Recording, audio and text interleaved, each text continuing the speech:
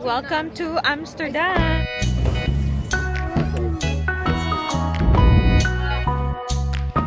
You're missing out. Life change. It's really life-changing. So nice. Lalo ka na naman this week!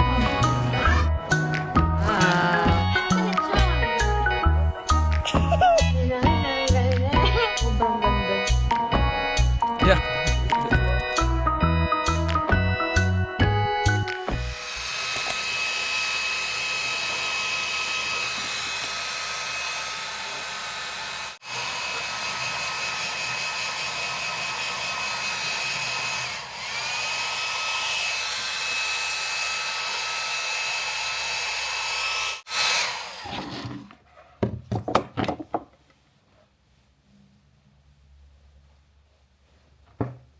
Hello, titas. Welcome na naman po sa new video, no? Medyo matagal na naman akong hindi na-vlog kasi nga naman, hindi naman tayo daily vlogger. But yeah, siguro mga 2 weeks po akong hindi nag-video. Ano na po ako dito sa Netherlands. Nakarating ako dito, kailan pa? February 18? Was that? February 14. 13, 14, ganun. And ngayon, March. And kanina po, na-receive namin yung bill ng una kong session, di ba, nung previous vlog, yung nag-driving lesson. Yung first session ko po yun, but then I've decided to change the driving school. Kay hindi po nila kayang bigyan ako ng maraming oras. Kasi ang dami lang students. Kasi siya, reputable siya na driving school dito sa amin, sa area namin. But yeah, we found a driving school na pwedeng bigyan ako ng maraming oras and fast course, ganun. And first lesson namin mamaya. So, bali, second session ko siya today sa driving. Basically, I think balik sa zero ako sa driving. Para siyang kenismaking para siyang orientation and very basic lang, pinaka-basic today yung aming pag-aaralan. I don't know exactly. Pero anyway, natanggap ni Mr. yung yung bill sa aking unang school. Alam nyo ba, 1 oras at kalahati lang yung session namin, pero yung binayaran namin ni Mr. mga 100 euro plus. Sabi ko kay Ruth, Diyos ko, ang mahal. So, yung pinag-inquiran ko sa Pilipinas nga na driving lesson, intensive din siya, mga ilang oras sa isang araw. I think 4 hours a day. Tapos parang 1 week or 2 weeks yun. 1 week yata. I think 1 week siya. Hindi ko na maalala. Pero, yung binigay sa akin na rate was like 10 to 12,000 pesos. Compared dito, guys, 1 hour and a half lang na lesson, 100 euro plus na siya. So, sobrang mahal. Sobrang mahal po talaga dito. Yung mga package dito would range between 2,000 to 3,000 euro. Depende sa sessions and also sa oras na gusto mo or pinili mo and ilang sessions. Pero, ganun yung package pa. And even before that, kailangan natin mag-take ng theory exam. Napasa na natin yun, fortunately. Pati ngayon, mag-umpisa na po tayo. These days, busy po akong manood ng mga videos ng driving. Yung mga lessons ba. Pero iba talaga pag nasa practice. Kasi hindi ako maturuan ni Ruth ng maayos. Kasi nga, illegal siya dito. Tapos, too risky din siya. Kasi nga, yung mga cars kasi ng mga driving instructors, yung driver, yung instructor, may sarili siyang clutch tsaka brake. So, in case hindi makapag-brake yung estudyante, at least kaya nilang gawin yun, di ba? Kung si Rod kasi, baka mabunggo lang kami. Just like last time, muntik na kaming mabunggo. But yeah, ang mahal-mahal po talaga. Nihintay ko na lang yung aking instructor, siguro mga 10 to 15 minutes, andito na po siya. Wish me luck. Pero, kailangan ko na po siyang tapusin. Kailangan ko na siyang pagtuunan ng pansin kasi yung mga excuses na binigay ko sa kanila, natapos ko na yung aking Imborgerings exam, natapos ko na yung lahat few years back. Yung citizenship, natapos na. Yung pagtatrabaho, yung integration, natapos na. And ngayon, na may free time ako, sabi nila, why don't you focus on it? So sabi ko kay Mister, hindi na lang muna ako magtatrabaho until matapos ko yung aking driving lessons. Siguro kahit yung driving lessons lang, kasi yung driving exam, pwede ko siyang i-book hanggat sa makapasa ako. Hopefully, no, hindi tayo ma-fail ng maraming beses. But anyway, as long as makapasa tayo in the future.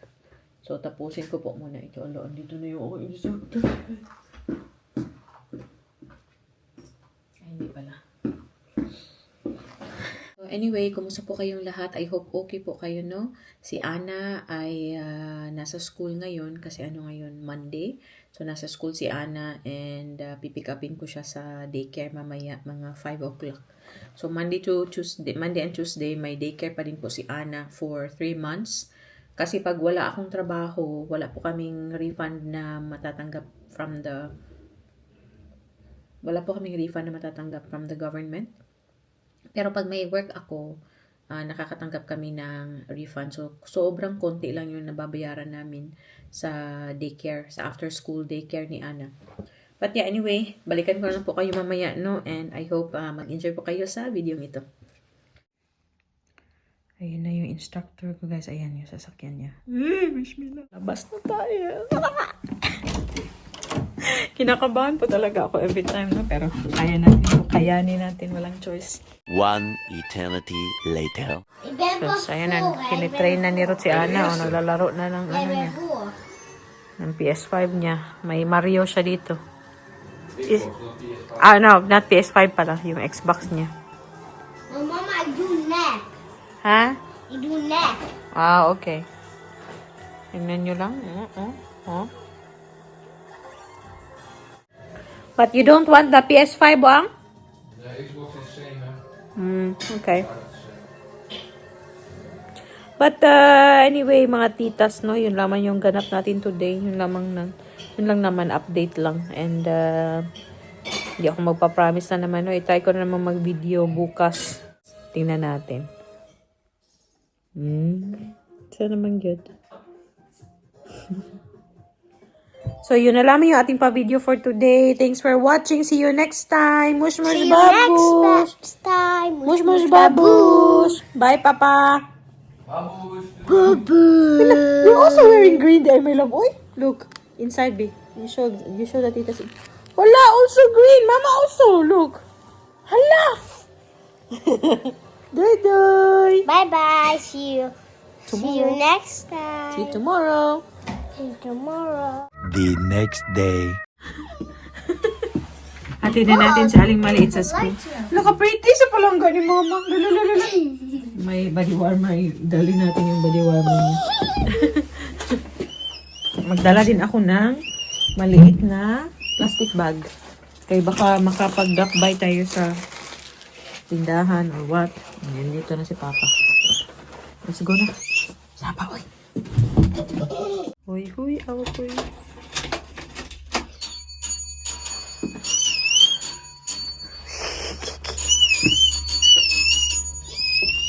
That's not even done, do it. Be awesome. Yay!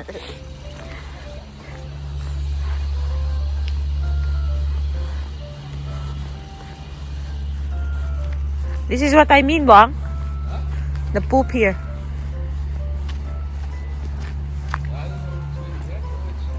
Yeah, it's poop.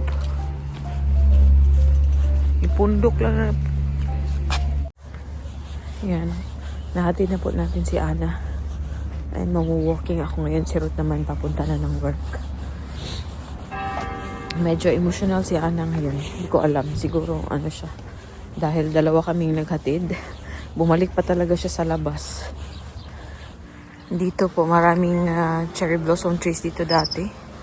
Ngayon gumawa sila ng mas maraming apartment dito. Kasi nga, di ba dito sa Netherlands may kakulangan ng mga bahay. But yeah, last night, dyan kami na playground, dinala namin si Ana last night after dinner. Nagdakad kami tapos naglaro siya dyan. And nakita niya yung classmate niya, naglaro sila ng saglit. Sabi ko kay Mister, gawin na namin siya regularly, na lalabas kami after dinner. Labas kami mag-walking, ganun, dalhin siya sa park or playground ng saglit. Para hindi masyado nasa screen ba. Or at least also may family time din pa din. Yung nag-uusap talaga, naglalaro si Ana, and it's really good for Ana also. So ngayon papasok na ako sa gubat. Parang pocket forest siya ba. Malamig po siya. Maganda yung ano, yan, blue na blue siya, pero actually malamig. And may nakikita akong mga ano na siya ba, yung tawag dun, namumulaklak na yan, ibang may mga ano na namumulaklak or pabuka na. So spring na talaga dito. Gusto ko po dito yung spring tsaka autumn. Okay. Babalik din ako sa may gawing spa mamaya kasi may bibilhin ako. Ayan, oh, may pa mini lake pa doon, may pa tubig sila doon din. Dati sa side na to, oh, ayan dyan. Nag-practice ako mag-bike dati. Abay, nahulog ako. Tinuruan ako ni Apple, pero sabi ko ay next time na lang kasi talagang nahulog ako. Sa likod po niyan, dyan, main road na po siya. Ang kagandahan dito sa Europe, yung na-notice ko, hindi lang sa Netherlands, pag yung main road is next to yung mga sa mga bahay-bahay, may ganitong wall para kind of yung wall or barrier ganun para hindi masyadong maingay para sa mga residente, which is maganda siya, no? Ayan na yung kanilang patubig, oh. Ang ganda, no? Tapos may mga ducks pa doon.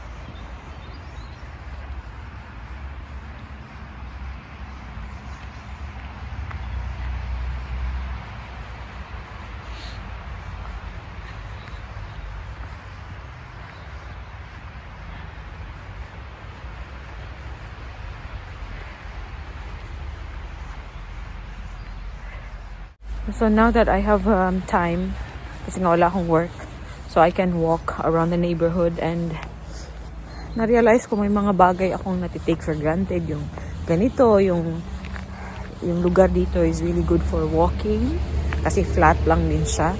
And then maganda yung paligid, malinis, fresh air, ganun ba? So happy ako na ngayon nagagawa ko na siya ulit. Ayan.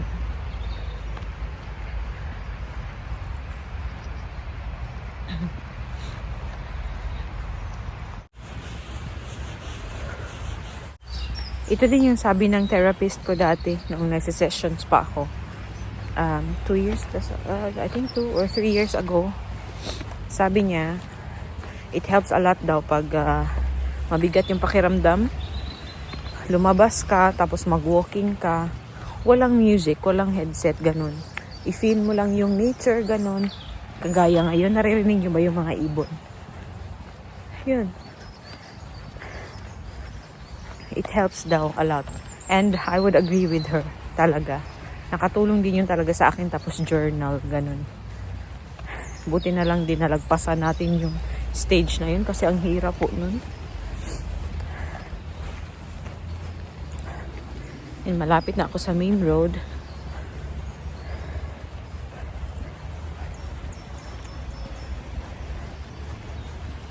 So ang ganda. Ganda sa pakiramdam yung sinag ng araw ba na tumatama sa mukha. Kasi nga malamig ngayon. Ngayon na-appreciate ko yung init. Ito mga wild berries ito eh. Yan. So like ganito, yung main road dyan. Tapos dito yung walking path. And also para sa, ayun may bike lane doon. So hindi tayo natatakot dito maglakad ba. Yan, may ibang bulaklak na nakalabas, oh.